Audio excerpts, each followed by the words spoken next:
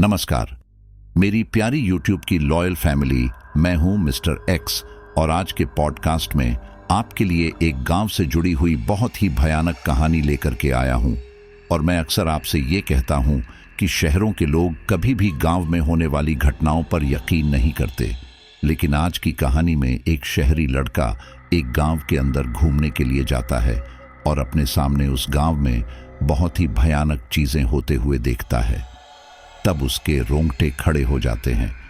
उसकी पूरी साइंस की पढ़ाई धरी की धरी रह जाता है जब वो देखता है कि इस दुनिया में ऐसी ताकतें भी पाई जाती हैं जिनके बारे में इंसान सोच भी नहीं सकते, और जो वैज्ञानिक इन चीज़ों को नकारते हैं वो दरअसल इस ब्रह्मांड को अभी तक समझ ही नहीं पाए हैं कि यह कैसे काम करता है। तो कहानी एक ऐसे शैतान के बारे में है जो विवाह का शत्रु है। इस दुनिया में ईश्वर को शुरू से पूजा जाता है और उसके साथ ही शुरू से शैतान को भी माना जाता रहा था। जिस तरह लोग भगवान से प्रार्थना करते हैं, उनकी मदद मांगते हैं, उसी तरह कुछ लोग ऐसे होते हैं जो शैतान से भी मदद मांगते हैं, उन्हें पुकारते हैं। इसके लिए उन्हें काफी कठिन काम करने होते हैं। आज की कहानी भी ऐसे ही शैतान की है। तो जिस गांव के अंदर यह घटना हुई है वह असम का है, और घटना भी आज के नहीं बल्कि काफी समय पुरानी है। आज तो इस हादसे को घटे हुए काफी समय हो गया है और आज के वक्त में तो गांव के अंदर इतनी बड़ी घटना देखना बहुत मुश्किल भी हो गया है। और जो शहर का लड़का उस गांव में घूमने के लिए गया था, उसी ने हमारे साथ ये पूरी स्टोरी शेयर की है। और दोस्तों, यकीन मानिए, जैसे जैसे आप इस पूरी घटना को सुनते जाएंगे, आपके भी रोंगटे खड़े होने लगेंगे कि आखिर इस दुनिया में कितने निर्दय और क्रूर शैतान भी हो सकते हैं। लेकिन शुरू करने से पहले आपसे एक बात करनी है कि यार, आजकल आप अपने सुझाव कमेंट्स भी बहुत कम दे रहे हो। मैं अक्सर आपके सुझावों का इंतजार करता रहता हूं, तो अपना प्यारा सा कमेंट कीजिए। और जो भी लोग नए हैं, उन्होंने इस रिश्ते की गांठ को दिल से मजबूत नहीं किया है, तो चैनल को सब्सक्राइब करके इस फैमिली का हिस्सा बनिए। तो चलिए स्टोरी शुरू करते हैं। दो दोस्त आलोक और विपिन असम के गुवाहाटी के एक कॉलेज में पढ़ते थे। आलोक मूल रूप से गुवाहाटी का ही रहने वाला था, लेकिन विपिन डिब्रूगढ़ के एक छोटे से गांव से संबंध रखता था। गांव में पढ़ाई के इतने साधन नहीं थे, इसलिए वह अपनी पढ़ाई पूरे करने के लिए गुवाहाटी आया था और यहीं पर एक किराए का कमरा लेकर रहता था। विपिन साल में 1 या 2 बार ही अपने गांव जाया करता था, वो भी कुछ दिनों के लिए। बात काफी पुरानी है। वैसे तो पूरे भारत में ही जादू टोना, तंत्र मंत्र, इन सब का बोलबाला है, लेकिन पूर्व की तरफ थोड़ा अधिक है, जैसे पश्चिम बंगाल, असम, उड़ीसा। यहाँ पर यह सब आम बात मानी जाती थी। विपिन और आलोक की पढ़ाई पूरी होने के लिए अभी 1 साल ही रह गया था। इसके बाद दोनों अपनी अपनी जॉब के लिए चले जाते। इसी बीच कॉलेज की छुट्टियां पड़ती हैं। विपिन अपने गांव जाने की तैयारी करता है। आलोक एक बड़े परिवार से संबंध रखता था। वह विपिन से कहता है, विपिन, क्या मैं भी तुम्हारे साथ तुम्हारे गांव चलूं? विपिन कहता है, हाँ, क्यों नहीं, लेकिन क्या तुम गांव में रुक पाओगे? वहां पर इतने साधन नहीं होते हैं जितने यहां हैं। आलोक कहता है, अरे तुम मेरी फिक्र मत करो, मैं हर जगह एडजस्ट कर लेता हूं। विपिन कहता है, ठीक है, तो तुम भी तैयारी कर लो। मैं कल शाम की ट्रेन से अपने गांव जा रहा हूं। मेरे गांव में इस बार 2 शादियां हैं, वो करके ही लौटूंगा। आलोक कहता है, अच्छा, तो मुझे शादी के हिसाब से ही पैकिंग करनी चाहिए। विपिन कहता है, हाँ, क्यों नहीं, चलो ठीक है, अब देर हो रही है, तुम जाओ और अपना सारा सामान पैक करो। हम लोग कल शाम को स्टेशन पर ही मिलते हैं। आलोक भी अपनी पैकिंग करता है। वह अपनी जरूरत का वो सारा सामान रख लेता है जो गांव में मुश्किल से ही मिलता था। विपिन और आलोक अगली शाम को गुवाहाटी के रेलवे स्टेशन पर मिलते हैं और वहां से डिब्रूगढ़ के लिए निकल जाते हैं। लगभग 9 से 10 घंटे में ये लोग डिब्रूगढ़ पहुंच चुके थे। सुबह का समय था। वहां से विपिन और आलोक एक बस करते हैं और फिर बस से उतरकर ये लोग बैलगाड़ी करते हैं और विपिन के गांव के लिए चल देते हैं। आलोक विपिन से कहता है, ओहो विपिन, और कितना दूर है तेरा गांव? अभी हमें और किस किस की सवारी करनी है? विपिन कहता है, बस ये लास्ट है, इसके बाद अपने गांव ही पहुंचेंगे। चारों तरफ खेत ही खेत थे। हर तरफ हरियाली देखकर आलोक का मन बाग बाग हो रहा था और बैलगाड़ी की सवारी खाकर तो उसे मजा ही आ गया था। हालांकि वह थोड़ी बोरिंग थी, लेकिन उसके लिए यह नई बात थी, इसलिए उसे यह सब अच्छा लग रहा था। ये लोग एक ऐसे गांव में पहुंचे जहां पर लगभग सभी घर मिट्टी के बने हुए थे। थोड़ी थोड़ी दूरी पर कुएं भी बने हुए थे। विपिन का गांव थोड़ा पहाड़ी इलाके पर था, जहां से नजारा काफी अच्छा दिखता था।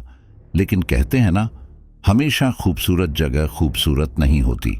बस वही किस्सा विपिन के गांव का था। बैलगाड़ी वाले ने विपिन और आलोक को उनके गांव की बाहरी सीमा पर छोड़ दिया। जैसे ही गांव के एक दो लोगों ने विपिन को गांव में प्रवेश करते देखा तो सभी लोग उसके पास आकर इकट्ठा हो गए और उसके हालचाल जानने लगे। गांव में अक्सर ऐसा ही होता है, अगर कोई बाहर से आता है तो सभी लोगों उससे इस तरह से मिलते हैं जैसे उसके रिश्तेदार हों। ऐसा ही कुछ विपिन के साथ था। जैसे जैसे विपिन अपने घर की तरफ बढ़ता जा रहा था, कोई न कोई रोककर उसके हालचाल जानने की कोशिश करता, उसकी पढ़ाई लिखाई के बारे में पूछता और साथ ही यह पूछता कि इस बार कितने दिनों के लिए आए हों। यह उसके लिए आम बात हो गई थी। गांव के लोग ये भी पूछ रहे थे कि ये साथ में कौन आया है, तो विपिन सभी का परिचय आलोक से करवा देता था। लेकिन इस बार विपिन ने देखा कि लोगों के चेहरे पर वह खुशी नहीं है जो हमेशा हुआ करती थी। सब लोग बातचीत तो कर रहे हैं, लेकिन एक चिंता के साथ पूरे गांव में एक मनहूसियत छाई हुई थी, जो कि विपिन महसूस कर सकता था। वो अपने घर पहुंचा। उसके माँ बाप उसे देखकर काफी खुश थे। विपिन और आलोक नहाए धोए आराम किया। उसके बाद विपिन की माँ ने दोनों के लिए खाना लगाया। खाना खाते खाते विपिन ने अपनी माँ से पूछा, मां, गांव में सब ठीक तो है? माँ ने कहा, क्या बताएं बेटा, कुछ भी ठीक नहीं है। पता नहीं गांव को किसकी नजर लग गई है। यह सुनकर विपिन को आश्चर्य हुआ कि उसे जो महसूस हो रहा था वह गलत नहीं था।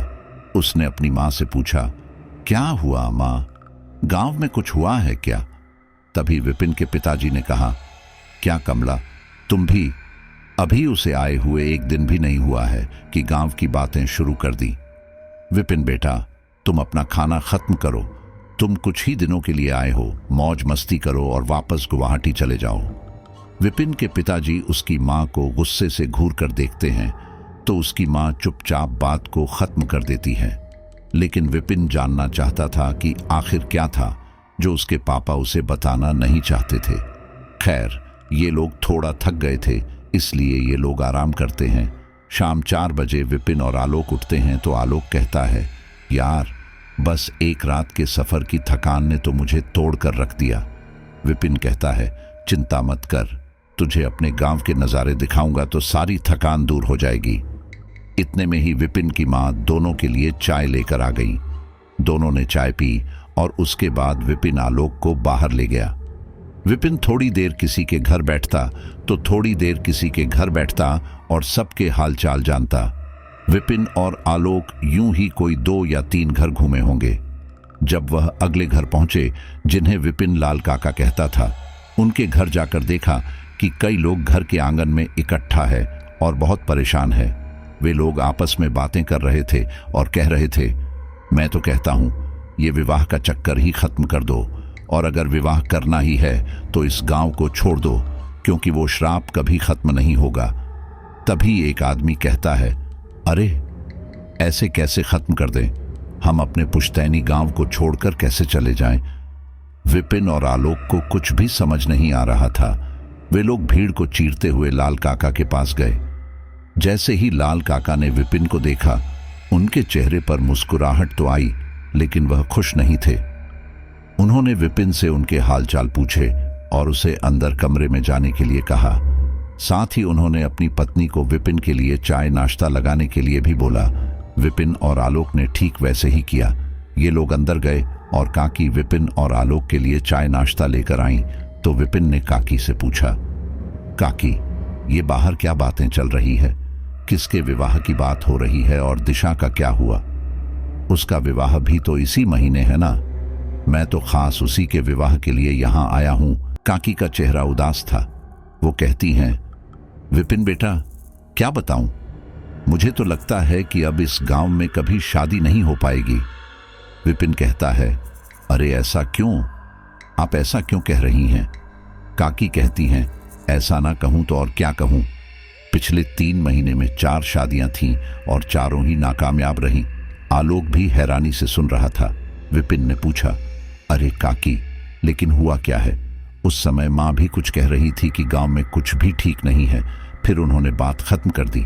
आप ही मुझे बताइए कि आखिर माजरा क्या है? बाहर इतने लोग इकट्ठा है, वे किस बारे में बात कर रहे हैं? तभी काकी बताती हैं, आज से कुछ समय पहले हमारे गांव में नदी के पास जो शमशान है, वहां पर एक तांत्रिक आया था।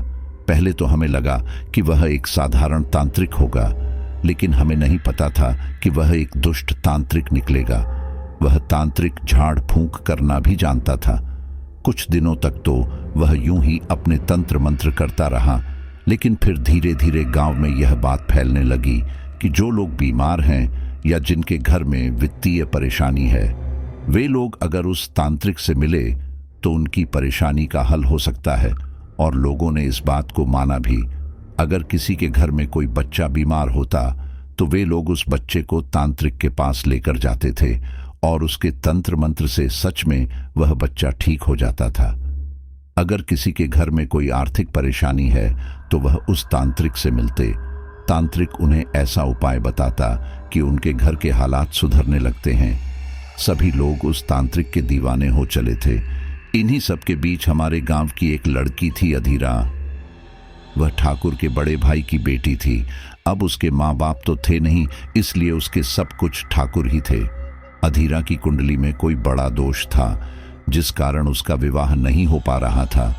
इस दोष को दूर करने के लिए वह कई पंडितों से भी मिली, लेकिन कोई फायदा नहीं हुआ। आखिर में वह चुपके से उसी तांत्रिक के पास गई। अधीरा ने उस तांत्रिक को अपनी सारी समस्या बताई, लेकिन तांत्रिक उस लड़की की खूबसूरती देखकर उस पर मंत्रमुग्ध हो गया।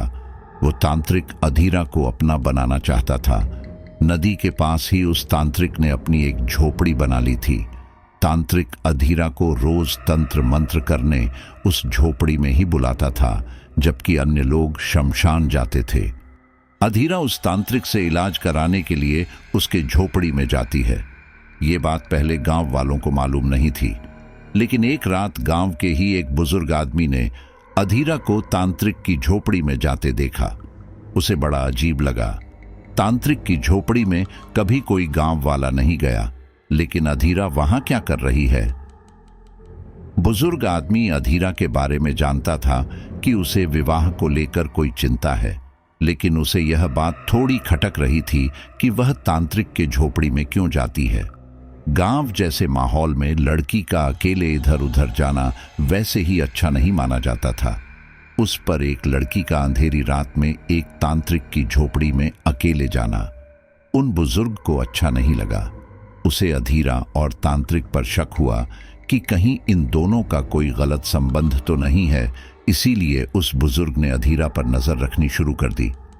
अधीरा रोज रात 11 बजे के आसपास उस तांत्रिक की झोपड़ी में जाती और सुबह होने से पहले ही वापस आती। ये सब बातें उस बुजुर्ग से बर्दाश्त नहीं हुई। एक दिन उसने तांत्रिक की झोपड़ी में झांक कर देखा तो पाया कि तांत्रिक और अधीरा निर्वस्त्र जमीन पर लेटे हैं। इससे आगे उस बुजुर्ग से कुछ देखा नहीं गया और उसने ये बात गांव के ठाकुर साहब को बताई। ये गांव की मर्यादा की बात थी, इसीलिए ठाकुर को बड़ा फैसला लेना पड़ा। उन्होंने उसी दिन तांत्रिक और अधीरा को गांव वालों के सामने बुलाकर सच जानना चाहा, जिस पर अधीरा ने कहा कि उसका तांत्रिक के साथ कोई गलत संबंध नहीं है। वो तो बस तांत्रिक ने ही उसे रोज रात को कोई क्रिया करने के लिए बुलाया था ताकि उसका दोष दूर हो सके। लेकिन तांत्रिक ने कहा कि वो अधीरा को बहुत पसंद करता है और इसीलिए गांव वाले उसका विवाह अधीरा से करा दें। ये बात जब अधीरा ने सुनी तो वो खुद भी हैरान रह गई और सफाई पेश करने लगी। ठाकुर को यह सुनकर बहुत गुस्सा आया और उन्होंने अधीरा को खरी खोटी सुनाना शुरू कर दिया। उसने ठाकुर से कहा, काका, मैं सच कह रही हूं, मेरा इन तांत्रिक से कोई संबंध नहीं है। इन्होंने मुझे रोज रात को आने को कहा था ताकि मेरा वैवाहिक दोष खत्म हो सके। मेरे जाने के बाद ये मुझे एक शरबत पिलाते थे, लेकिन उसके बाद मुझे कुछ याद नहीं है। ठाकुर ने भी गुस्सा में पूछा, अच्छा, और तू खुशी खुशी वो शरबत पी लेती थी? तूने कभी ये जानने की कोशिश नहीं की कि आखिर ये कौन सी क्रिया करता है? अधीरा ने कहा, उन्होंने पहले ही कह दिया था कि ये शरबत पीने के बाद तुम काली माँ के चरणों में चली जाओगी, इसीलिए तुम्हें कुछ भी याद नहीं रहेगा। मुझे लगा बस यही वजह है जो शरबत पीने के बाद मुझे कुछ याद नहीं रहता। गांव के कुछ लोगों ने अधीरा की इस बात पर यकीन किया, लेकिन कुछ लोगों ने इसे झूठ ही समझा, क्योंकि उन लोगों को लगा कि वो ठाकुर की सजा से बचना चाहती थी। अब सच क्या है ये तो भगवान ही जाने। तभी आलोक ने पूछा, तो क्या अधीरा को सजा हुई? काकी ने कहा, हाँ, गांव वालों की नजर में उसने एक घिनौना कृत्य किया था। ठाकुर के हिसाब से अगर अधीरा को सजा नहीं मिली तो लोगों को नसीहत नहीं मिलेगी, इसीलिए ठाकुर ने अधीरा को सजा देने का फैसला किया।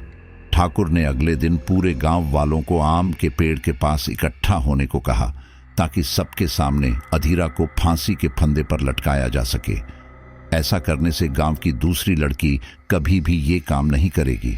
आलोक ने पूछा, उस तांत्रिक का क्या उसे कोई सजा नहीं मिली? काकी ने बताया, नहीं, गांव वालों को डर था कि कहीं उस तांत्रिक को सजा देने पर वो तांत्रिक गांव वालों को कोई श्राप न दे दे।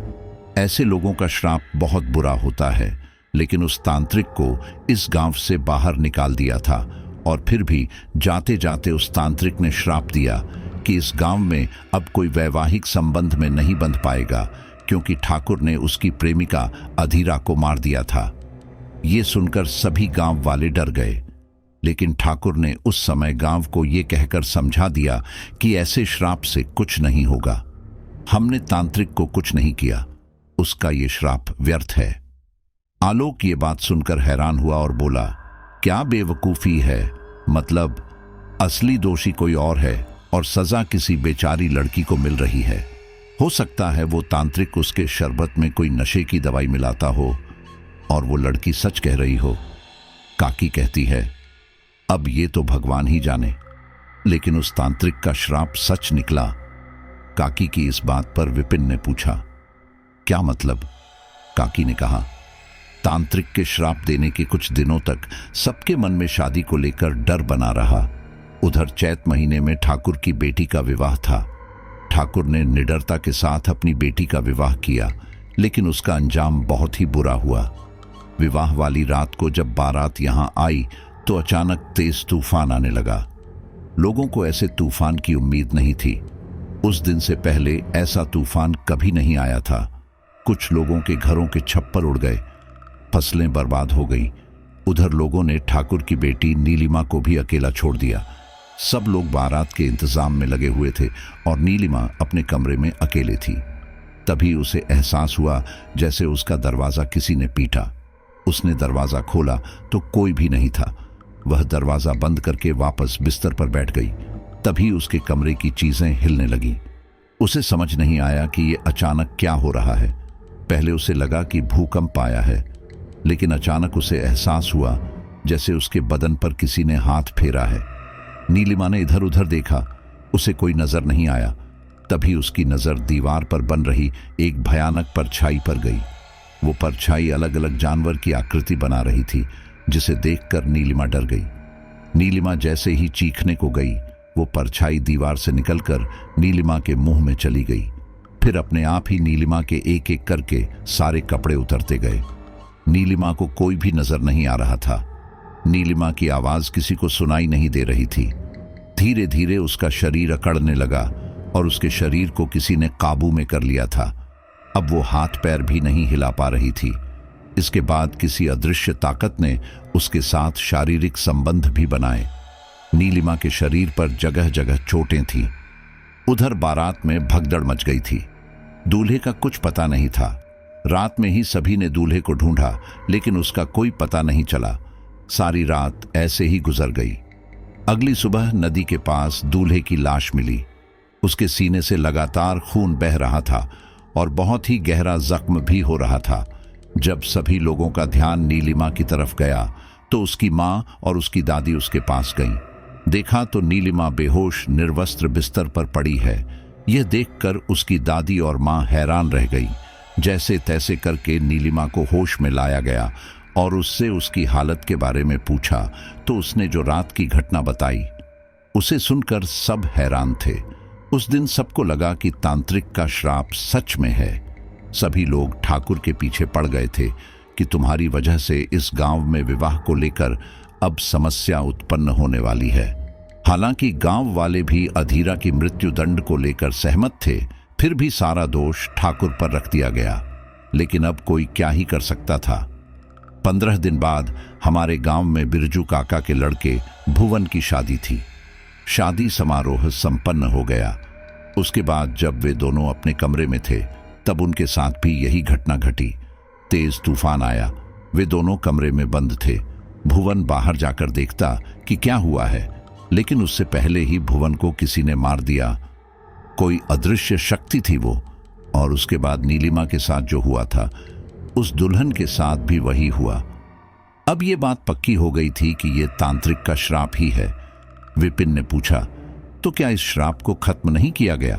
काकी ने बताया, बेटा कोशिश तो जारी है। ठाकुर साहब ने एक पंडित जी से बात की थी। वह कह रहे थे कि श्राप को खत्म करना इतना आसान नहीं है।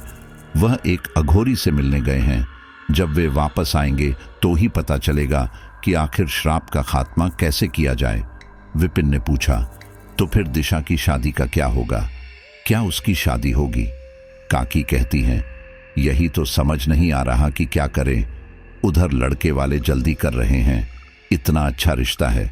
तुम्हारे काका नहीं चाहते कि ये रिश्ता छूटे, लेकिन हालात ऐसे हैं कि इस समय विवाह करना सही नहीं लग रहा है। इतने में ही दिशा कमरे में आ जाती है। दिशा विपिन को देखकर खुशी खुशी कहती है, अरे दादा, आप कब आए? विपिन ने कहा, बस आज ही आया हूं, इससे मिल। ये मेरा दोस्त है आलोक, मेरे साथ ही पढ़ता है। दिशा आलोक को प्रणाम करती है तो आलोक भी मुस्कुराकर जवाब दे देता है। विपिन और आलोक कुछ देर बाद वहां से वापस अपने घर एक आ जाते हैं, क्योंकि अब रात हो चुकी थी। आलोक और विपिन रात का खाना खाकर लेट जाते हैं। दोनों एक ही कमरे में लेटे हुए थे।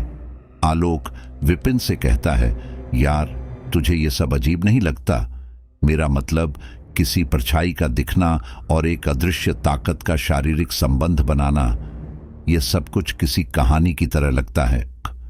विपिन कहता है, हाँ भाई, तू शहर का रहने वाला है ना, लेकिन यह बात सच है कि तांत्रिक अघोरी जैसे लोगों के श्राप लग जाते हैं। हो सकता है सच में उसका श्राप लग गया हो। आलोक कहता है, लेकिन गांव वाले ने उस तांत्रिक का तो कुछ नहीं बिगाड़ा था ना, तो भला उसका श्राप क्यों लगेगा? वह तो खुद एक दुष्ट आदमी था जिसकी नजर अधीरा पर थी। उसकी गलती की सजा अधीरा को भुगतनी पड़ी। विपिन कहता है, जो भी है, लेकिन यह कब तक चलेगा? क्या कभी हमारे गांव में विवाह नहीं होगा? आलोक कहता है, अरे तू टेंशन क्यों लेता है? काकी ने बताया ना कि उन्होंने किसी पंडित जी से बात की है। जब वह वापस आएंगे तो इस मुश्किल का हल भी बताएंगे। ये लोग इसी बारे में बात करते करते सो जाते हैं। अगले दिन गांव में फिर से चौपाल लगती है। सभी लोग विवाह के बारे में ही बातें कर रहे थे। वहीं भीड़ में एक लड़की खड़ी थी जिसका नाम श्री था। आलोक की नजर उस पर पड़ती है तो आलोक उसे देखते ही रह जाता है। वह विपिन से पूछता है कि यह लड़की कौन है, तो विपिन उसे बताता है कि यह भी इसी गांव की लड़की है और कुछ दिन बाद इसकी भी शादी है। यह सुनकर आलोक मायूस हो जाता है, क्योंकि आलोक को वो लड़की अच्छी लग रही थी। इधर दिशा के घर वाले शादी की तैयारी में लगे हुए थे। वह विपिन से भी कहते हैं कि घर के कामों में उनकी मदद करें। विपिन इस बारे में अपने लाल काका से कहता है कि वह शादी को टाल दें, क्योंकि अभी तक 4 शादियां नाकामयाब रही हैं। क्या फायदा, उस लड़के की जिंदगी भी खराब हो जाएगी।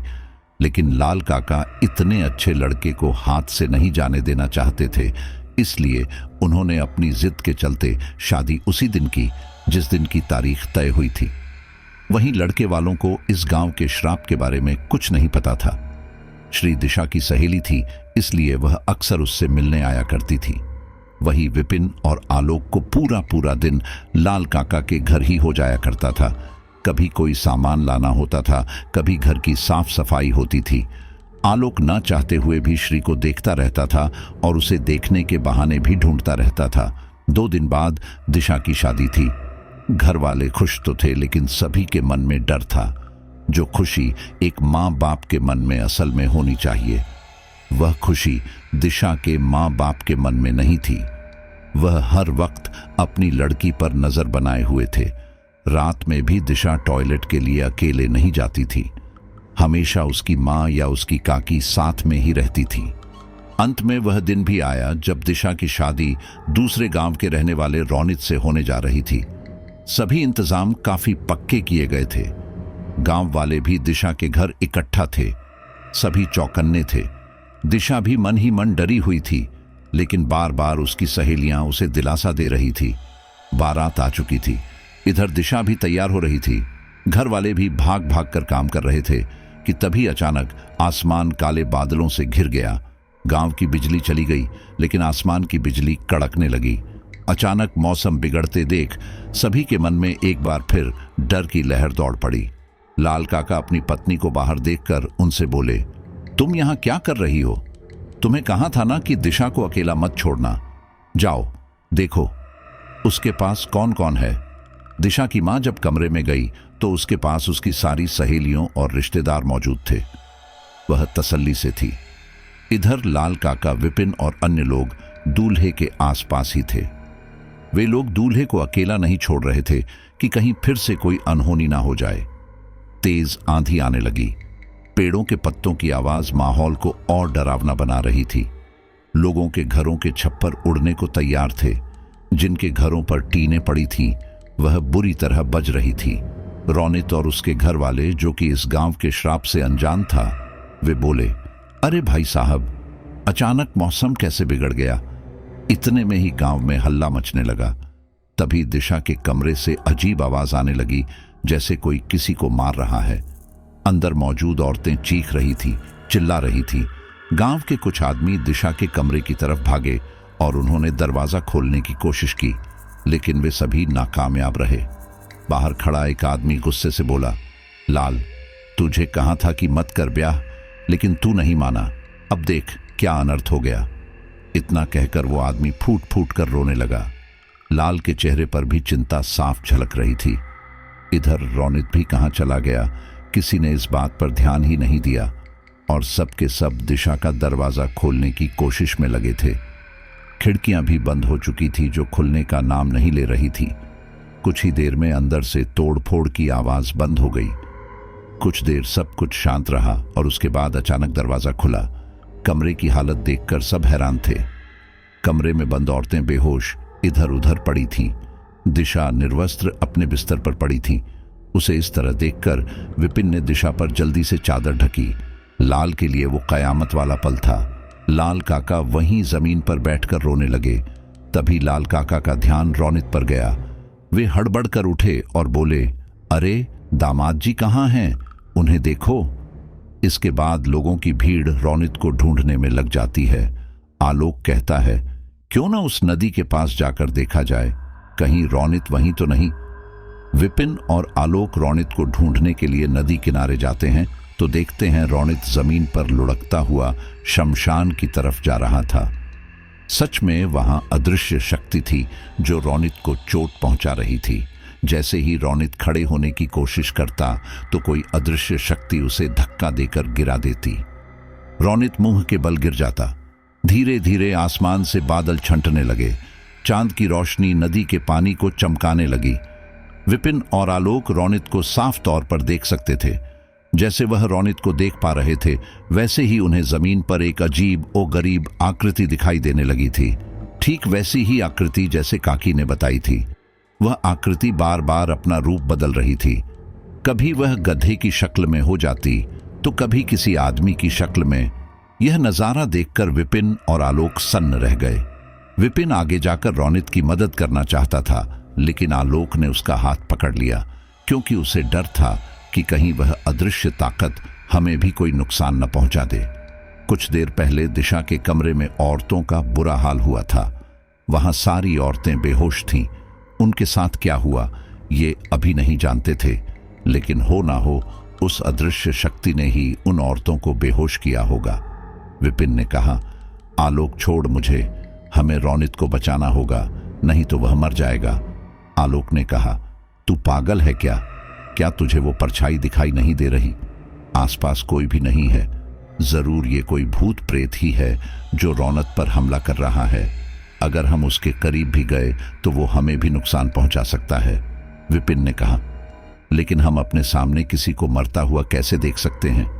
इतना कहकर विपिन आलोक से हाथ छुड़ाता है और रौनित को पकड़ने जाता है। वह जैसे ही रौनित को उठाता है वैसे ही विपिन पर कोई हमला करता है। विपिन हवा में उछलता हुआ नदी के किनारे पहुंच जाता है। उस अदृश्य शक्ति के एक वार पर ही विपिन को इतनी बुरी तरह चोट लगती है कि वह उठ नहीं पाता। आलोक भागकर विपिन को उठाता है कि अगले ही पल आलोक को भी एक अनछुआ हुआ धक्का लगता है और आलोक उस नदी में जा गिरता है। उस समय नदी का बहाव अच्छा खासा था। आलोक बहता हुआ आगे की तरफ चला जाता है और बड़ी मुश्किल से अपने आप को बचाता है। उसके हाथ में लकड़ी का एक गट्ठा आ गया था, जिस वजह से वह बच गया था, वरना तो आज वह भी स्वर्ग सिधार जाता। विपिन जैसे तैसे करके अपने आप को संभालता है, लेकिन उसकी दोबारा हिम्मत नहीं थी कि वह रौनित के पास जाए। अचानक नदी के किनारे पड़ी रेत में एक गहरा गड्ढा होता है और वह अदृश्य आकृति रौनित को उस गड्ढे में डाल देती है और रेत से गड्ढा अपने आप बंद हो जाता है। यह देखकर विपिन बुरी तरह डर गया था। अब वह आलोक को ढूंढता है। कुछ ही दूरी पर आलोक पूरी तरह से भीगा हुआ वापस आ रहा था। आलोक को देखकर विपिन की जान में जान आई। वह कहता है, अच्छा हुआ तू ठीक है, मुझे लगा पता नहीं कहां चला गया, नदी का बहाव काफी है। आलोक कहता है, हाँ यार, वो तो मेरा नसीब अच्छा था, इसीलिए बच गया, लेकिन रौनित कहाँ गया? विपिन आगे जाकर उस रेत को खोदने लगता है। तभी आलोक को रौनित का सिर दिखाई देता है। तब तक गांव वाले भी नदी के किनारे पहुंच चुके थे। जब वे वहां पर विपिन और आलोक को रेत हटाते हुए देखते हैं तो भागकर उनके पास आते हैं। जब ये सभी रेत को हटाते हैं तो उन्हें रौनित की लाश मिलती है, जिसमें रौनित की गर्दन पूरी तरह से मुड़ी हुई थी। उस अदृश्य ताकत ने रौनित को बहुत बुरी और दर्दनाक मौत दी थी। गांव वाले रौनित की लाश को लाल काका के घर ले आते हैं। रौनित की लाश देखकर उसके परिवार वाले बुरी तरह रोने लगते हैं। वह नहीं जानते थे कि उनके लड़के के साथ क्या हुआ है, लेकिन अब उन्हें पता चल जाता है कि आखिर माजरा क्या था। जब वे आपस में लोगों को बात करते हुए सुनते हैं कि इस गांव पर श्राप लगा है और कोई भी वैवाहिक बंधन में नहीं बंध पाएगा, तो उन्हें धक्का लगता है। वे लोग रौनित का दोषी लाल काका को ही मानते हैं। वे लोग काका को काफी खरी खोटी सुनाते हैं। उन्हें लगता है कि लाल काका ने सबको धोखा दिया है। उनके बेटे की मौत का जिम्मेदार लाल काका ही है। इतना ही नहीं, गांव वाले भी लाल काका को बुरा भला बोलते हैं, क्योंकि सभी ने समझाया था कि वह इस शादी से मना कर दें या इस शादी को फिलहाल के लिए टाल दें। लेकिन लड़के वाले शादी जल्दी करना चाहते थे, जिसकी चलते लाल काका मना नहीं कर पा रहे थे। खैर, गांव में एक बार फिर मातम छा गया था। रौनित की लाश तो उसके घर वाले ले गए थे, लेकिन उस गांव में अब भी मातम छाया हुआ था। सभी लोग अब श्री की शादी को लेकर टेंशन में थे। श्री के घर वाले सोच रहे थे कि लाल काका ने उस अदृश्य ताकत से बचने के इतने इंतजाम किए थे, फिर भी वह नहीं बच पाए, तो क्या अब श्री की शादी करना सही रहेगा या नहीं? इससे पहले कि वे कोई निर्णय ले पाते, श्री के ससुराल की तरफ से उसके ससुर और गांव के एक दो लोग श्री के घर आते हैं। वे इस गांव में चल रहे श्राप के बारे में पूछते हैं, जिसे सुनकर श्री के घर वाले थोड़ा हिचकिचाते हैं, क्योंकि उन्हें भी डर था कि कहीं श्राप के बारे में सुनकर वे लोग रिश्ता खत्म न कर दें, और होता भी वही है। जब श्री के घर वाले तांत्रिक और उसके श्राप के बारे में श्री के ससुराल वालों को बताते हैं, तो वे लोग रिश्ता वहीं तोड़ देते हैं, क्योंकि उन्हें रौनित की मौत के बारे में पता लग चुका था। गांव में एक के बाद एक बुरी खबर सुनने को आ रही थी। न कोई अपनी लड़की दे पा रहा था और न ही कोई दुल्हन लाने की सोच रहा था। दोनों ही हालत में पति की मृत्यु हो जाती थी और दुल्हन के साथ कोई अदृश्य ताकत शारीरिक संबंध बना लेती थी। आखिर क्या भला थी? किसी को अभी तक समझ नहीं आ रहा था।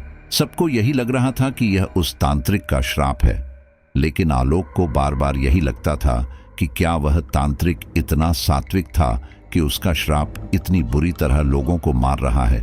आलोक को कुछ न कुछ गड़बड़ लग रही थी। इन्हीं सब के बीच पंडित जी दूसरे गांव का दौरा करके वापस अपने गांव आ चुके थे। पंडित जी के आने पर सभी लोगों की उम्मीद जाग चुकी थी। पंडित जी अकेले वापस नहीं आए थे। वह अपने साथ एक अघोरी को लेकर आए थे जो उन्हें दूसरे गांव में मिला था। पंडित जी ने उसे अपने गांव की समस्या के बारे में बताया था, जिस पर अघोरी ने यह कहा था कि वह गांव में जाकर ही इस समस्या के बारे में कुछ कह सकते हैं। जब अघोरी को पता चला कि हाल फिलहाल में ही यहाँ एक घटना हुई है, तो उसे भी अफसोस हुआ। यह कोई साधारण बात नहीं थी। अघोरी ने उस तांत्रिक की कुटिया के बारे में पूछा जहां वह तांत्रिक रहता था। गांव वाले अघोरी को तांत्रिक की झोपड़ी में ले गए। तांत्रिक की कुटिया में अघोरी को कोई भी ऐसा सामान नहीं मिला जिससे यह कहा जा सके कि वह तांत्रिक दुष्ट होगा। उसने शमशान के आसपास भी ढूंढने की कोशिश की, लेकिन उन्हें कुछ समझ नहीं आया। अघोरी ने कहा, मुझे एक दिन का समय चाहिए।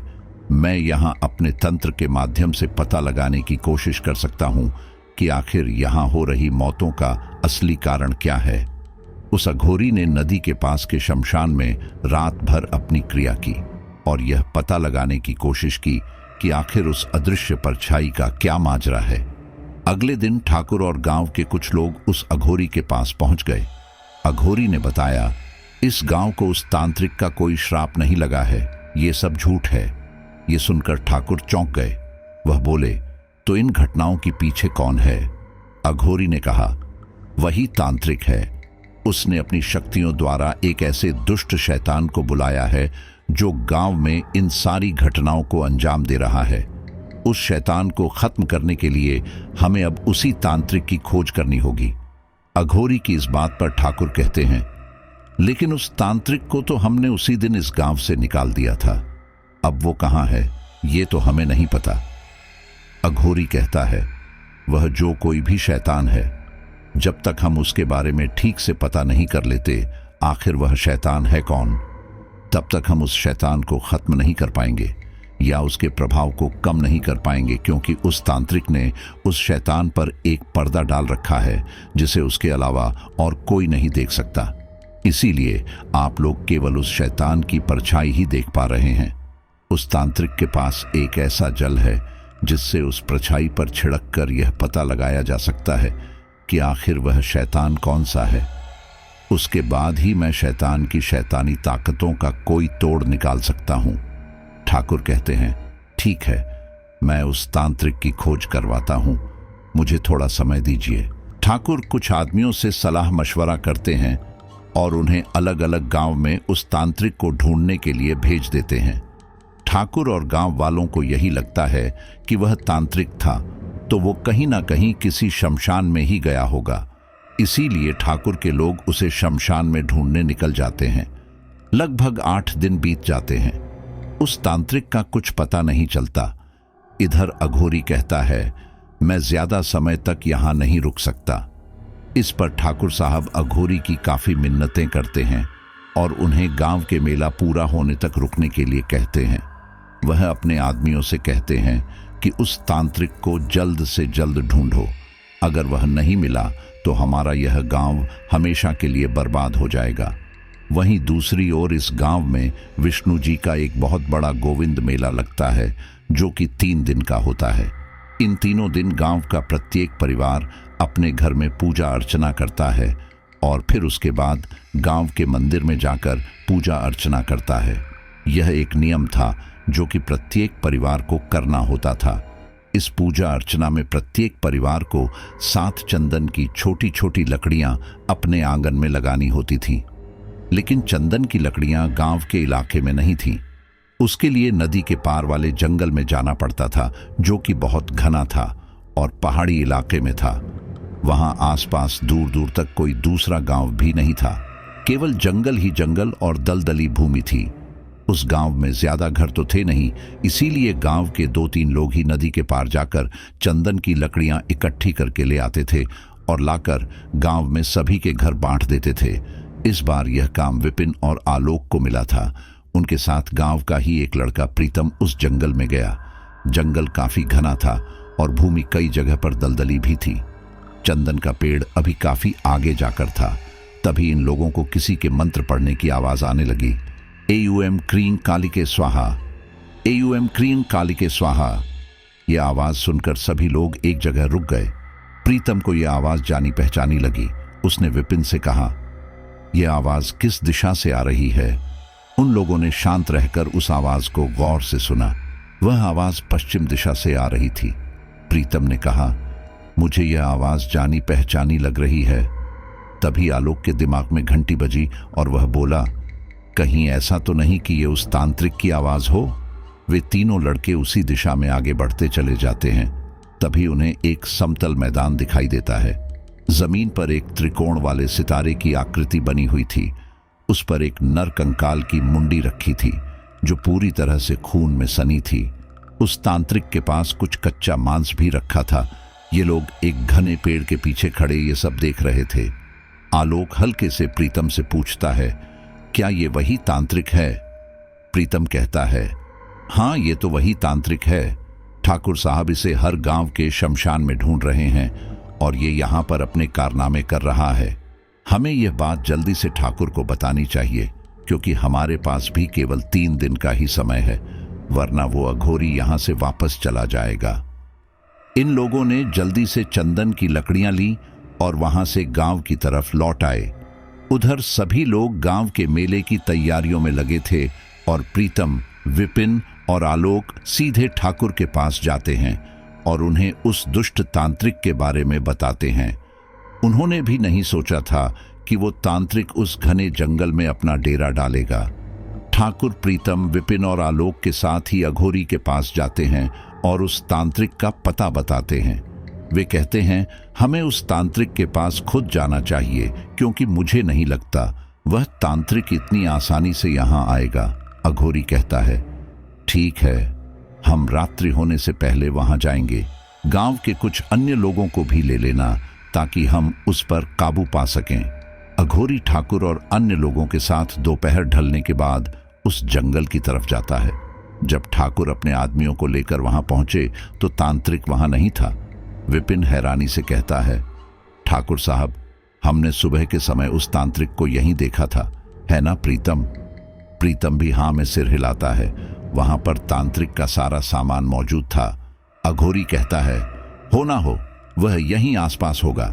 हमें छिपकर उसका इंतजार करना चाहिए। ये लोग अपनी अपनी जगह छिप रहे थे कि तभी तांत्रिक अपने सामान के पास वापस आ रहा था और उसकी नजर इन लोगों पर पड़ गई। वह आने से पहले ही भागने लगा, लेकिन इनकी किस्मत ज्यादा अच्छी थी कि प्रीतम की नजर भागते हुए तांत्रिक पर पड़ी। उसने जल्दी से चिल्लाना शुरू किया और सभी लोग तांत्रिक के पीछे पड़ गए। जंगल घना था, जिस वजह से तांत्रिक का पीछा करने में थोड़ी दिक्कत हो रही थी, लेकिन अंत में ये लोग उस तांत्रिक को पकड़ लेते हैं। ठाकुर तांत्रिक पर हाथ उठाना तो नहीं चाहता था, लेकिन उसे इतना गुस्सा आ रहा था कि वह क्या करता। इसीलिए ठाकुर ने तांत्रिक को बहुत ही मारा। वो तो आसपास के लोगों ने ठाकुर साहब को संभाला। अब तक इतनी सारी मौतें हो चुकी थीं, जिसका जिम्मेदार तांत्रिक ही था। ऐसे में इस तांत्रिक को जीने का कोई हक नहीं था। विपिन ठाकुर को समझता है, ठाकुर साहब, अपने आप पर काबू कीजिए। इसे इस तरह से मारकर हम समस्या का हल नहीं कर पाएंगे, और अगर इसने हमारी मदद नहीं की तब तो ये जान से हाथ धो बैठेगा। वो दुष्ट तांत्रिक सिर झुकाए खड़ा था और उसे चारों तरफ से सभी लोगों ने घेर रखा था। अघोरी ने गुस्से से पूछा, बोल दुष्ट तांत्रिक, तूने कौन से शैतान को इनके गांव में भेजा है? पहले तो वो तांत्रिक मुकरता रहा, लेकिन बाद में अपना मुंह खोलता है। हाँ, मैंने ही बुलाया है इस शैतान को। नहीं लगा मेरा कोई श्राप, इन लोगों ने मेरी अधीरा को मार डाला। अघोरी ने कहा, जब तुम लोग पाप करोगे तो तुम्हारे साथ यही होगा। तांत्रिक ने कहा, लेकिन अधीरा की कोई गलती नहीं थी। उसे तो पता भी नहीं था कि उसके साथ मैं क्या करता था। ये सुनकर वहां मौजूद लोग एक बार फिर चौंक गए। अघोरी ने कहा। मतलब? तांत्रिक ने कहा, अधीरा सच कह रही थी। मैंने उसके साथ गलत किया था, लेकिन उस बेचारी को सच में नहीं पता था कि उसके साथ क्या होता है। मैं अधीरता को रोज अभिमंत्रित शरबत पिलाता था, जिसके बाद उसे कुछ पता ही नहीं रहता था। यह सुनकर ठाकुर के पैरों तले जमीन खिसक गई। उन्हें अपने कानों पर यकीन नहीं हुआ। वह जमीन पर बैठकर रोने लगे, जमीन पर अपना माथा पटकने लगे और कहने लगे, हे भगवान, ये मुझसे क्या अनर्थ हो गया। ठाकुर को बहुत गुस्सा आ रहा था। उन्होंने वापस तांत्रिक की गर्दन पकड़ी और उसका गला दबाना शुरू कर दिया। वह गुस्से से बोले, बोल, तूने ऐसा क्यों किया? जब मैं अधीरा को सजा दे रहा था तब तूने अपना मुंह क्यों नहीं खोला? मैं तुझे जिंदा नहीं छोड़ूंगा। आलोक और विपिन बड़ी मुश्किल से एक बार फिर तांत्रिक को ठाकुर से छुड़ाते हैं। ठाकुर को अपने किए पर बहुत पछतावा हो रहा था। अघोरी गुस्से से तांत्रिक से पूछता है, बता, तूने ऐसा क्यों किया? उसका असली गुनहगार ठाकुर और गांव वाले नहीं, बल्कि तू है। तेरी वजह से ही उसकी जान गई है। अगर तू सच बता देता तो कोई भी उसे सजा नहीं देता। तांत्रिक बोला, मैंने सच इसलिए नहीं बताया कि अगर मैं सच बता देता तो शायद ये लोग मुझे मार देते और अधीरा का विवाह किसी न किसी से करा देते। मैं जीवन भर अधीरा को अपना बना के रखना चाहता था और अधीरा के शरीर पर केवल मेरा अधिकार था, इसलिए मैंने उसे मरने दिया। जब वो मेरे साथ नहीं रह सकती तो वो किसी और के साथ भी नहीं रह सकती। इतना कहकर तांत्रिक एक शैतानी हंसी हंसता है। ऐसा लग रहा था जैसे वह कोई साइको है। उसकी बातें लोगों की समझ से परे थीं। आलोक कहता है, किसी की सोच तेरी तरह कैसे हो सकती है? उसका विवाह किसी से ना हो जाए, इसलिए तूने उसे मारना बेहतर समझा। वैसे तो उससे प्रेम करता था। ठू है तुझ पर, तांत्रिक के नाम पर तू धब्बा है। अघोरी कहता है, गांव वालों का और अधीरा का असली दुश्मन तू था, न कि यह गांव वाले तेरे दुश्मन है। तू उनके साथ बुरा नहीं कर सकता। तुझे उस शैतान का आवाहन नहीं करना चाहिए था। क्या तू जानता है कि गांव में सब परेशान है सिर्फ और सिर्फ तेरी वजह से? गांव वालों ने तुझे तब नहीं मारा, लेकिन अब जरूर मारेंगे। इसलिए तू बता दे कि आखिर तूने किस शैतान का आवाहन किया है जो गांव में किसी का विवाह नहीं होने दे रहा। तांत्रिक शैतानी हंसी हंसता है और कहता है, नहीं बताऊंगा, नहीं बताऊंगा, जब तक यह गांव बर्बाद नहीं हो जाएगा। अघोरी उस समय ठाकुर से कहता है, अंधेरा काफी हो गया है, अब यहां रुकना खतरे से खाली नहीं है। हमें इस तांत्रिक को गांव लेकर जाना होगा। अब बाकी की पूछताछ वही होगी। वहां मौजूद लोग तांत्रिक को पकड़कर गांव में ले आते हैं और ठाकुर के घर में एक कमरे में बंद कर देते हैं ताकि वह भाग ना सके। गांव वालों को परेशान देख तांत्रिक बहुत खुश हो रहा था। सच में वह एक पागल तांत्रिक था, एक दुष्ट तांत्रिक था। अघोरी को डर था कि कहीं तांत्रिक अपने आप को कुछ कर ना ले, इसीलिए तांत्रिक के हाथ पैर बांध दिए गए थे और ठाकुर के 2 आदमी उस पर लगातार नजर रख रहे थे, क्योंकि तांत्रिक का सही सलामत रहना बहुत जरूरी था। वही उसे अजीब सी परछाई के शैतान के बारे में बता सकता था। अगले दिन अघोरी फिर तांत्रिक के पास आया और उससे जानने की कोशिश की, लेकिन तांत्रिक अपना मुंह नहीं खोल रहा था। ठाकुर का गुस्सा बढ़ता ही जा रहा था। कुछ देर बाद अघोरी वहां से चला गया। तब ठाकुर ने चुपके से जाकर उस तांत्रिक से जानने की बहुत कोशिश की कि आखिर वह कौन सा शैतान है, उसे बता दे, गांव वालों को बख्श दे। लेकिन तांत्रिक अपना मुंह नहीं खोल रहा था। ठाकुर का पारा इतना चढ़ गया था कि उसने गुस्से में तांत्रिक को मार दिया। वह जिस वक्त तांत्रिक को मार रहा था तब भी तांत्रिक हंस रहा था। जब तांत्रिक की सांस रुक गई तब ठाकुर एकदम घबरा गए और बोले, हे भगवान, यह मुझे क्या हो गया? मैंने क्या किया? अब क्या होगा? गांव वाले सब बर्बाद हो जाएगा। इतना कहकर ठाकुर बुरी तरह रोने लगे। वह चीख चीख के रो रहे थे। उनकी चीखने की आवाज से घर के सभी लोग उनके पास पहुंचे। देखा तो तांत्रिक मरा पड़ा है और ठाकुर बुरी तरह रो रहे हैं। सभी लोग उन्हें शांत कराते हैं। धीरे धीरे गांव में यह खबर फैल जाती है कि तांत्रिक मर गया है। यह बात सुनकर आलोक और विपिन यहाँ तक कि अघोरी भी वहां पहुंच जाते हैं।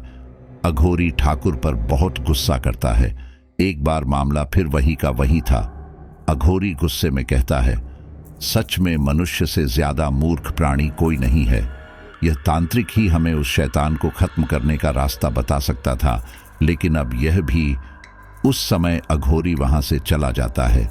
सभी को लगता है कि शायद अघोरी अब कोई मदद नहीं करेगा, लेकिन ऐसा नहीं था। अघोरी शमशान में जाकर अपने अनुष्ठान करता है। गांव के सभी लोग परेशान थे। अब तो वे ठाकुर से भी कुछ नहीं कह सकते थे, क्योंकि ठाकुर ने ही सारी उम्मीदों पर पानी फेर दिया था। लोग ठाकुर के घर के आगे खड़े होकर उन्हें गाली दे रहे थे। बार बार ठाकुर को कोस रहे थे कि पहले तो उन्होंने अपनी ही भतीजी की जान ले ली और अब पूरे गांव वालों की जान लेने पर तुले हैं। ऐसे में आलोक आगे आता है और कहता है, देखो, हमें हिम्मत से काम लेना होगा। हमें अघोरी से बात करनी होगी। मुश्किल कोई भी है, उसका हल जरूर होता है।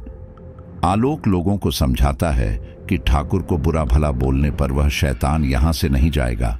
हमें कुछ और करना होगा। हमें उस अघोरी बाबा से फिर मिलना होगा। लोगों को भी यही सही लगता है कि अब ठाकुर को कोसने से क्या फायदा। जो होना था वह हो गया।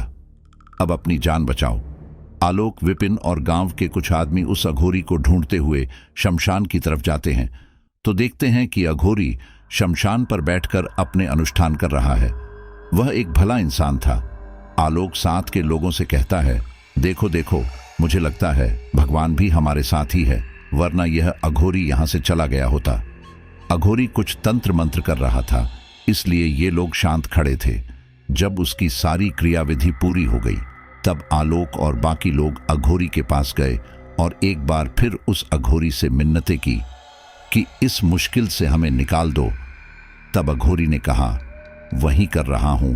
मैंने कुछ प्रेत आत्माओं को बुलाया है जो मुझे इस कार्य में सहायता करेंगे। गांव में मेला है। तुम सभी लोग भगवान की पूजा अर्चना करो। भगवान से प्रार्थना करो कि वह मेरी मदद करें ताकि मैं तुम लोगों की मदद कर सकूं। वे लोग ऐसा ही करते हैं। गांव में 3 दिन मेला चलता है। हालांकि कोई खुश नहीं है, लेकिन फिर भी भगवान विष्णु को खुश करने के लिए जरूरी था। सभी लोग दिन रात प्रार्थना करते थे कि गांव में जो भी बला है दूर हो जाए। वहीं दूसरी ओर अघोरी भी 3 रात अनुष्ठान करता है और प्रेत आत्माओं को बुलाता है। प्रेत आत्माओं को बुलाने पर उसे पता चलता है कि तांत्रिक के सामानों में वह पवित्र जल भी रखा होगा, जिसे अगर उस परछाई पर डाला जाए तो शैतान के बारे में जानकारी हासिल की जा सकती है। और इतना ही नहीं, एक बार शैतान के बारे में जानकारी हासिल हो गई तो उसका नाश कैसे करना है यह भी पता किया जा सकता है। इसलिए अघोरी गांव के कुछ लोगों के साथ उस जंगल में वापस जाता है और तांत्रिक के सामान को खोजना शुरू कर देता है। अंत में उसे एक कांच की छोटी बोतल मिलती है। अघोरी सोचता है शायद यही वह बोतल होगी जिसके बारे में प्रेत ने बताया था। अघोरी वापस गांव आता है और गांव वालों से कहता है, देखिए, उस शैतान को देखने के लिए हमें वापस उसे ललचाना होगा। विपिन पूछता है, क्या मतलब ललचाना होगा? अघोरी कहता है, मतलब एक विवाह का आयोजन फिर से करना होगा ताकि वह शैतान फिर से आ सके। जैसे ही उसकी परछाई दिखेगी यह जल उस पर छिड़कना होगा ताकि मैं उसे देख सकूं। क्योंकि जिस तरह तुम लोग बता रहे हो कि वह कभी जानवर की आकृति लेता है तो कभी इंसान की, ऐसे में यह कहना मुश्किल है कि आखिर वह कौन सा शैतान है, क्योंकि कोई भी शैतान कोई भी आकृति ले लेता है।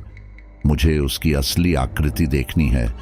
आखिर वह है कौन, उसके बाद ही मैं कुछ कर सकता हूं। अघोरी की इस बात पर गांव वाले हल्ला काटने लगते हैं। वे कहते हैं, नहीं नहीं, हम अब किसी और की जान खतरे में नहीं डाल सकते। अघोरी कहता है, बिना ऐसा किए मैं इसका हल नहीं निकल सकता। अगर ऐसा है तो मैं यहां से चला जाता हूं। आप किसी और को इस काम के लिए ढूंढ लीजिए। मैं जितना कर सकता हूं उतना ही बता रहा हूं। इसी बीच एक बार फिर आलोक आगे आता है और गांव वालों को शांत कराता है। वह कहता है, आप लोगों को अपने गांव से इतना प्यार है, इतना लगाव है कि आप उसे खत्म होते नहीं देखना चाहते, तो क्या आप एक कुर्बानी नहीं दे सकते? और वैसे भी अघोरी बाबा ने सिर्फ ललचाने के लिए कहा है, ना कि आप लोगों को मरने के लिए, है ना बाबा? अघोरी कहता है, हाँ बिल्कुल, ऐसा नहीं है कि मैं तुम लोगों को उस शैतान के आगे निहत्थे भेज दूंगा। मैं कोई उपाय करूंगा, तुम्हें एक सुरक्षा कवच दूंगा ताकि वह शैतान तुम्हारा कुछ न बिगाड़ सके। ये सुनकर गांव वाले थोड़ा शांत तो होते हैं, लेकिन फिर भी आगे कोई नहीं आना चाहता। तभी गांव वाला कहता है, तुम तो शहर से आए हो बेटा, हमारे यहाँ गांव में कई लोगों की जान गई है, अब कोई अपनी जान दांव पर नहीं लगाना चाहेगा। तुम हमें समझा रहे हो, तुम खुद अपनी जान दांव पर क्यों नहीं लगाते, खुद दूल्हा क्यों नहीं बनते? आलोक कहता है, मुझे कोई आपत्ति नहीं है, लेकिन क्या कोई अपनी लड़की मुझे देगा? कोई अपनी लड़की का विवाह मुझसे कराएगा? सभी शांत थे। तभी श्री आगे आती है और कहती है, हाँ मैं तैयार हूं। यह सुनकर आलोक का दिल जोर जोर से धड़कने लगता है। वह हिचकिचाते हुए कहता है, तुम? श्री कहती है, हाँ मेरा रिश्ता वैसे भी टूट चुका है, इसका मेरे घर वालों पर बहुत बुरा असर पड़ा है। मैं नहीं चाहती इस गांव में कोई दूसरा रिश्ता टूटे या कोई और मरे, इसलिए मैं इस काम के लिए तैयार हूं। बाबा जी, आप हमें बताइए हमें क्या करना है। ये सुनकर श्री के घर वाले रोने लगते हैं और उसे समझाते हैं कि वह ऐसा ना करे, लेकिन श्री ही अपने घर वालों को समझाने लगती है कि हमें कुछ तो करना होगा, किसी को तो आगे आने होगा। जब ये शहर का लड़का हमारे गांव के लिए अपनी जान दांव पर लगा सकता है, तो हम तो इसी गांव के ही हैं। वैसे तो हम अपने पुश्तैनी गांव को छोड़ना नहीं चाहते थे, लेकिन जब बात गांव को बचाने की आ रही है तो हम पीछे हट रहे हैं। क्या ये बात सही है? श्री के यह बात कहने पर सभी गांव वाले के सिर नीचे हो जाते हैं। सभी को शर्म चढ़ती है। आलोक ये सुनकर काफी खुश होता है कि श्री में बहुत हिम्मत है, लेकिन वह नहीं चाहता था कि श्री उसकी दुल्हन बने। उसे डर था कि श्री को कुछ हो गया तो। हालांकि अब तक किसी भी दुल्हन को ऐसा कुछ नहीं हुआ था कि वह अपनी जान से हाथ धो बैठे, लेकिन हाँ, उनके साथ शारीरिक संबंध बनाए जा रहे थे। इसके बाद अघोरी अब वापस शमशान में जाता है और तंत्र मंत्र करके एक रुद्राक्ष को अभिमंत्रित कर श्री और आलोक को दे देता है। अघोरी कहता है, इसे पहन लो और तुम्हारा विवाह आज ही कराया जाएगा। अघोरी के कहे अनुसार सब कुछ वैसा ही होता है। सभी गांव वाले चौकन्ने थे। अघोरी भी यही चाहता था कि भले ही वह शैतान हाथ में ना आए, लेकिन आलोक और श्री को कोई नुकसान नहीं होना चाहिए, इसलिए हर समय उनके पास कोई ना कोई था। एक बंद कमरे में ही गांव के कुछ लोग मौजूद थे। पंडित जी भी वहीं मौजूद थे और अघोरी भी वहीं था। सब कुछ सही था। पूरे गांव में शांति का माहौल था।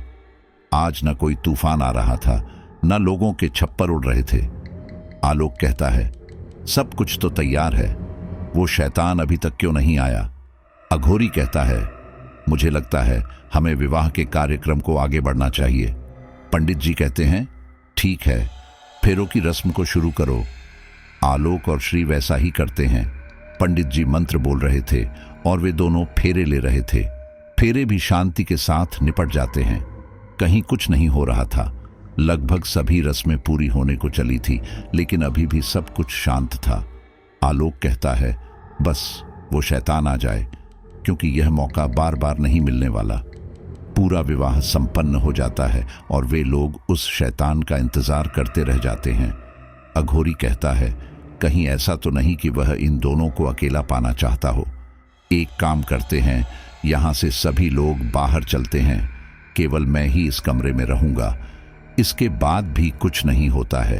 अब वह अघोरी कहता है, मुझे लगता है तुम दोनों ने जो रुद्राक्ष पहन रखी है, शायद इसलिए वह यहाँ नहीं आया। शायद इस रुद्राक्ष को उतारकर वह यहाँ आ जाए। आलोक एक नज़र श्री की तरफ देखता है। वह यह जानना चाहता था कि क्या श्री अपनी जान खतरे में डाल सकती है।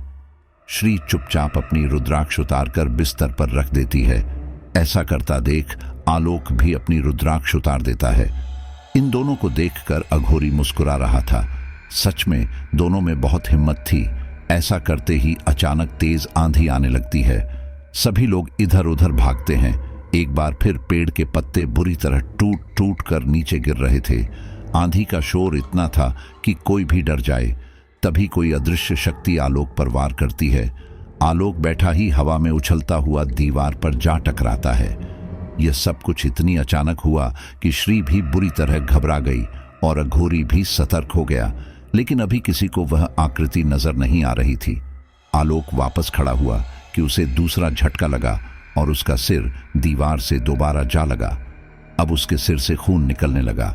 श्री भागकर आलोक को उठाने के लिए जाती है, लेकिन तभी एक अदृश्य शक्ति श्री को पकड़ती है और बिस्तर पर ले जाती है। इसी बीच उसकी परछाई जमीन पर पड़ने लगती है। अघोरी, जो कि इस कमरे में मौजूद था और पूरी तरह से सुरक्षित था क्योंकि उसने एक नहीं न जाने कितनी रुद्राक्ष मालाएं पहन रखी थीं, वह अदृश्य शक्ति अघोरी का कुछ नहीं करती है। जैसे ही अघोरी की नजर उस परछाई पर पड़ती है, वह पवित्र जल उस परछाई पर डालता है। उस परछाई पर जल डालने पर अब उसके सामने एक अजीब आदमी खड़ा था, जिसका चेहरा किसी बूढ़े की तरह था। उसके चेहरे का नाक नक्शा भी बहुत अजीब था और चेहरे पर झुर्रियां पड़ रही थीं। वो शैतान श्री के साथ जबरदस्ती कर रहा था। श्री भी उस शैतान का खौफनाक चेहरा देखकर घबरा रही थी। श्री बुरी तरह रो रही थी। आलोक जब श्री को रोता देखता है, तब वह गिरता पड़ता उस शैतान के पास आता है और उसे मारता है, लेकिन वह शैतान आलोक से कई गुना ज्यादा शक्तिशाली था। शैतान आलोक को एक ही झटके में पीछे धकेल देता है। इसके बाद तांत्रिक अपने थैले से एक अभिमंत्रित हल्दी निकालता है और उस हल्दी पर मंत्र पढ़कर शैतान के ऊपर डालने लगता है। वह ये क्रिया कम से कम 10 बार करता है। फिर वो शैतान अपने आप चीखता हुआ गायब हो जाता है। इसके साथ ही सब कुछ शांत हो जाता है। जैसे ही सब कुछ शांत होता है, सभी लोग दरवाजा खटखटाना लगते हैं। अघोरी दरवाजा खोलता है। लोग देखते हैं कि आलोक बेहोशी की हालत में जमीन पर पड़ा है। जल्दी जल्दी उसे इलाज दिया जाता है। श्री भी रो रही थी। लोग उसे भी शांत कराते हैं। दोनों को जिंदा देखकर गांव वाले काफी खुश थे। वे अघोरी से पूछते हैं, क्या अब उस शैतान का खात्मा किया जा सकता है? वह कहता है, हाँ, बिल्कुल किया जा सकता है। मैंने उसे पहचान लिया कि आखिर वो कौन है। विपिन पूछता है, कौन है वो जो इतनी बेरहमी से लड़कों को मार रहा है और लड़कियों के साथ दुष्कर्म कर रहा है? अघोरी कहता है, अश्मादाई। इसे यूनानी भाषा में एस्मोडस कहते हैं। एक ग्रंथ के अनुसार इस शैतान को विवाह का शत्रु माना जाता है, जो कि यौन संबंधों को प्रभावित करता है। इसे इस बात की कोई परवाह नहीं है कि युवती सुंदर है या बदसूरत। इसे केवल युवतियों के विवाह से परेशानी होती है, इसीलिए यह उनके पति को मार देता है और उन युवतियों से शारीरिक संबंध बनाता है। विपिन पूछता है, तो अब इसे खत्म कैसे किया जाएगा? अघोरी कहता है, यह एक प्रकार के शैतान है जो कि नर्क में रहते हैं।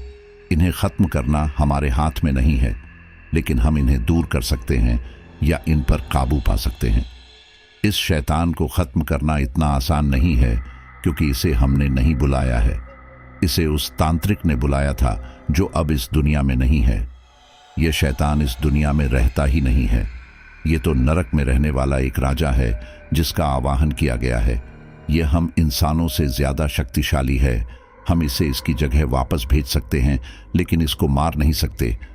तभी गांव का एक दूसरा आदमी पूछता है, बाबा, आपको जो करना है आप कीजिए, बस हमारे गांव को इस बला से मुक्त कर दीजिए। अघोरी कहता है, चिंता मत करो, भगवान हमारे साथ है। मैं इस परेशानी से तुम्हें जल्द ही निकाल लूंगा। इसके बाद अघोरी वहां से चला जाता है। आधी रात तक सभी लोग गांव में बातें कर रहे थे। कोई अपने घर नहीं गया था, लेकिन सुबह होते होते जब सभी को थकान लगी तो सब अपने अपने घर जाकर सो गए। सभी लोगों के काम रुके हुए थे। बस सब लोग इस बला से छुटकारा पाना चाहते थे। आलोक ने श्री से बात करनी शुरू कर दी थी। वह श्री की काफी तारीफ कर रहा था कि वह एक बहादुर लड़की है। उसने अपनी जान की परवाह किए बिना रुद्राक्ष उतार दी। श्री भी आलोक से खूब बातें कर रही थी। इन दोनों की बातों को विपिन अच्छी तरह से देख रहा था। वह ये बात अच्छी तरह समझ गया था कि आलोक श्री को पसंद करता है। वहीं दूसरी ओर अघोरी ने शमशान में 2 प्रेत को बुलाया और उनसे अश्मादाई शैतान को इस गांव से दूर करने के उपाय के बारे में पूछा। तो उन प्रेतों ने बताया, आने वाली एकादशी को इस शैतान की ताकत कमजोर हो जाएगी। यदि उस दिन किसी का पूर्ण रूप से विवाह कर दिया जाए और उस युवती का सिंदूर 7 बार मां काली के ऊपर से उतारकर ब्रह्मपुत्र नदी में बहा दिया जाए तो वह शैतान इस गांव से हमेशा के लिए चला जाएगा। लेकिन ऐसा करने पर खतरा हो सकता है, क्योंकि उस दिन अश्मादाई केवल कमजोर होगा। वो होगा यहीं जब उसे पता चलेगा कि गांव में एक और विवाह हो रहा है, तो वह फिर से दूल्हे को मारने और दुल्हन के साथ शारीरिक संबंध बनाने के लिए जाएगा। लेकिन उसी समय दुल्हन के मंगलसूत्र को उसके शरीर से छुआना होगा। मंगलसूत्र में लगी सोने की धातु उस शैतान को पूरी तरह से कमजोर करने के लिए काफी है। जब वह इतना कमजोर हो जाएगा कि वह कुछ कर ही ना पाए, उसी समय उस युवती के नाम के सिंदूर को मां काली के ऊपर से 7 बार उतारकर ब्रह्मपुत्र नदी में बहा देना। अघोरी यह बात आलोक को बताता है। अब आलोक और श्री का तो विवाह हो चुका था, ऐसे में दूसरा व्यक्ति कौन था जो आगे आता? आलोक और श्री की बहादुरी देखकर गांव वालों में उत्साह आ चुका था। इसीलिए इस बार एक और विवाह के लिए कई लोग आगे आए और उन्होंने कहा कि हम विवाह के लिए तैयार हैं, हमें कोई आपत्ति नहीं है। अघोरी ने ठीक ऐसे ही किया। एकादशी वाले दिन एक युवक और युवती का विवाह कराया गया। विवाह संपन्न होने से पहले ही एक बार फिर डर का माहौल बन चुका था। आंधी आना शुरू हो गई थी, बिजली की गड़गड़ाहट हो रही थी। उस शैतान ने घर में मौजूद लोगों को मारना शुरू कर दिया। हालांकि वह इतनी बुरी तरह नहीं मार पा रहा था, क्योंकि वह कमजोर था। एक बार फिर अघोरी ने उस पवित्र जल को उस परछाई पर डाला तो उसकी असली शक्ल लोगों के सामने आ गई। उसकी भयानक शक्ल देखकर, जिसमें उसके चेहरे पर बुरी तरह झुर्रियां पड़ी हुई थी, अजीब सी नाक थी जिसे देखकर लोग डर गए। अघोरी ने तुरंत युवती को आदेश दिया कि वह अपने मंगलसूत्र का सोना उस शैतान के माथे पर लगाए। युवती ने ऐसा ही किया और इसके बाद वह शैतान ऐसा हो गया जैसे बेहोश हो जाते हैं। वह वहीं जमीन पर गिर गया। लोग उससे बहुत दूर हटे हुए थे। अघोरी ने बिना देरी किए हुए उस युवती के हाथ में रखी सिंदूर की डिब्बी को लिया और जल्दी से मां काली की मूर्ति से 7 बार उतारा किया और फिर ब्रह्मपुत्र नदी में बहाने चला गया, जिसके किनारे इनका गांव बसता था। इतना करने के बाद गांव के अंदर पड़ा वह शैतान अपने आप ही गायब हो गया। सब कुछ थम गया था। अघोरी जब वापस गांव में आया तो उसने देखा कि कहीं भी शैतान नहीं है। गांव वालों ने बताया कि वह अपने आप ही सूक्ष्म होता गया और गायब हो गया। ठाकुर ने पूछा, तो क्या अब वो बला चली गई है ना? अब तो हम अपने बच्चों की शादी बिना डर के कर सकते हैं ना? अघोरी कहता है, हाँ, अब कोई घबराने की बात नहीं है, लेकिन आगे से ऐसी कोई भी गलती करने से बचना। मैं यह नहीं कहता कि आप साधु और तांत्रिकों को अपमान करें, लेकिन उन पर इतना विश्वास भी ना करें कि अपने लिए ही नुकसान उठाना पड़े। हर साधु जैसा दिखने वाला इंसान भगवान को नहीं पूजता। ये बात सभी गांव वालों के दिमाग में आ चुकी थी। अब विपिन और आलोक भी वापस अपने शहर जाने वाले थे। ऐसे में श्री के मन में कई सवाल उठ रहे थे, क्योंकि विवाह कोई खेल तो था नहीं, लेकिन इन्होंने जो विवाह किया था वह लोगों की भलाई के लिए किया था। श्री के मन में विवाह एक पवित्र बंधन था, लेकिन वह यह जानती थी कि आलोक ने अपनी मर्जी से शादी नहीं की है, बल्कि गांव वालों के लिए शादी की है। ऐसे में वह आलोक से कहती है, हमारे विवाह का तो कोई मतलब नहीं बनता, तो क्या इस विवाह को हम खत्म कर दें? आलोक सबके सामने कहता है, अरे तुम कैसी बातें कर रही हो? विवाह तो एक पवित्र बंधन है। हमने भले ही इस गांव को बचाने के लिए विवाह किया था, लेकिन वह विवाह था तो असली ही ना। मैं भला इस विवाह को कैसे खत्म कर सकता हूं? यह सुनकर श्री हैरान रह जाती है कि आलोक को इस विवाह को जारी रखने में कोई आपत्ति नहीं है। तभी विपिन कहता है, भाई तू ये कैसी बातें कर रहा है? तू अपने घर पर क्या कहेगा? आलोक कहता है, मेरे माँ बाप ने मुझे दूसरों की मदद करना सिखाया है, ना कि मदद करने से बचना। जब मैं उन्हें इस गांव के हालात के बारे में बताऊंगा तो मुझे पूरा यकीन है कि वह मेरे फैसले को अपना लेंगे, वह मुझे गलत नहीं कहेंगे। आलोक श्री से कहता है, श्री तुम चिंता मत करो, शायद भगवान को यही मंजूर था। शायद भगवान चाहता था कि तुम्हारा विवाह मुझसे हो, इसलिए यह सब कुछ हुआ। तुम्हारी किस्मत में मैं था और मेरी किस्मत में तुम भी हमारे साथ गुवाहाटी चलो, मैं अपने घर वालों से बात कर लूंगा। आलोक का ऐसा चरित्र देखकर श्री के घर वाले भी काफी खुश थे। विपिन को भी काफी खुशी हो रही थी कि उसका दोस्त इतना अच्छा है और रिश्तों को समझता है। इसके बाद वे लोग वापस गुवाहाटी चले गए। आलोक ने अपने घर वालों को जब उस गांव की सारी कहानी बताई तो उसके घर वालों ने आलोक के फैसले पर नाज किया और श्री को अपना लिया। तो साथियों, हमारी आज की ये स्टोरी यहीं पर पूरी होती है। और साथियों, ये बात सही है कि आज के समय में काफी ज्यादा पाखंड भी फैलता जा रहा है। हमें पता ही नहीं चलता कि कौन इस दुनिया में एक सिद्ध पुरुष है और कौन एक दुष्ट तांत्रिक है। ऐसे ही अपने गांव और घरों में घूमने वाले किसी भी तांत्रिक या बाबाओं पर विश्वास मत कीजिए। अगर कोई सिद्ध किया हुआ बाबा होगा और जो पूरी तरह पवित्र होगा तो वो आपको ऐसी दुष्ट प्रकार की क्रियाएं करता हुआ दिखाई नहीं देगा और न ही वो आपको झूठे लालच देगा कि आपको मैं करोड़पति बना दूंगा या आपके किसी संकट को टाल दूंगा। ये तो आपके कर्मों का फल होता है। जैसा आप बीज बोएंगे वैसा ही आप फल पाएंगे। तो हमेशा अपने कर्मों पर फोकस कीजिए और कभी भी ऐसे शॉर्टकट रास्तों और इन मनगढ़ंत और फ्रॉड बाबाओं के चक्कर में मत फंसिए। और मुझे पूरा यकीन है कि आपको ये स्टोरी काफ़ी पसंद आई होगी। अगर आप आखिर तक स्टोरी को सुन रहे हैं तो मुझे कमेंट में ज़रूर बताइए ताकि मैं आपका नाम अगली स्टोरी में लेने की पूरी कोशिश कर सकूं। चलिए अब हम अपने कुछ लॉयल फ्रेंड्स के नाम लेते हैं। सुमन मीणा राजस्थान, मोनू मुरादाबाद, प्रीति सेनमा गुजरात, रचना शर्मा दिल्ली, राजकुमार उड़ीसा, वकील माली वाराणसी, नितिन वाराणसी, मनोज पानीपत, महेंद्र वीरामणी दिल्ली, तरुण नोएडा, शुभम रतनगढ़ चूरू, संजीव सैनी नांगल, विशाल सिंह सूरत। सभी का बहुत बहुत धन्यवाद। मिलते हैं अगली स्टोरी पर।